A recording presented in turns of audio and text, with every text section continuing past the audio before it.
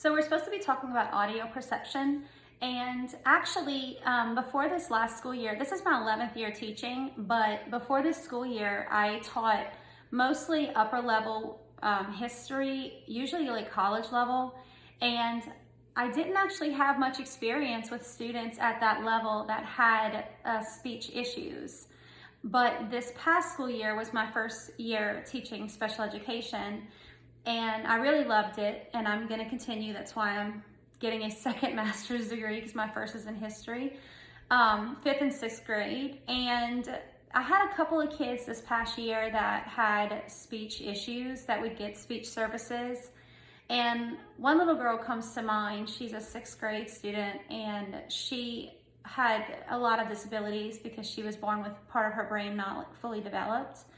And so it was very hard to understand her. And honestly, if it weren't for her classmates that had gone to school with her probably since kindergarten or first grade, because it's a rural area, I wouldn't have known a lot of what she was saying. And at first, when I wrote my original post, I thought that the younger kids would be harder on kids that had these disabilities, because middle school kids are pretty mean.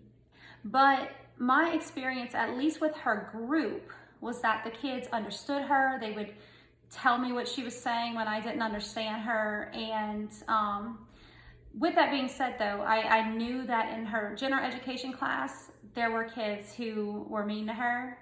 But she's pretty bossy, so she gave it right back. But I know that some of that stuff would have really affected her self-esteem and self-confidence.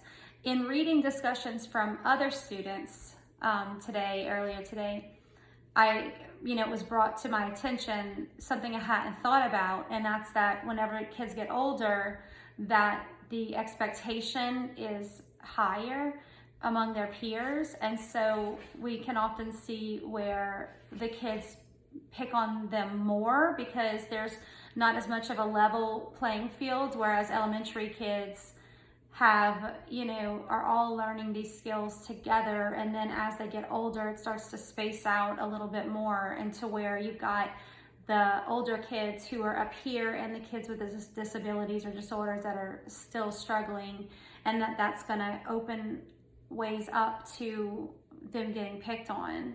As far as positive and negative implications for the students I taught, I think that's what I was just talking about. So with her group, the kids know her well. They know what she's saying. They understand her condition. I think if we were in a bigger area with more kids, that we would see a bigger problem with bullying someone like her.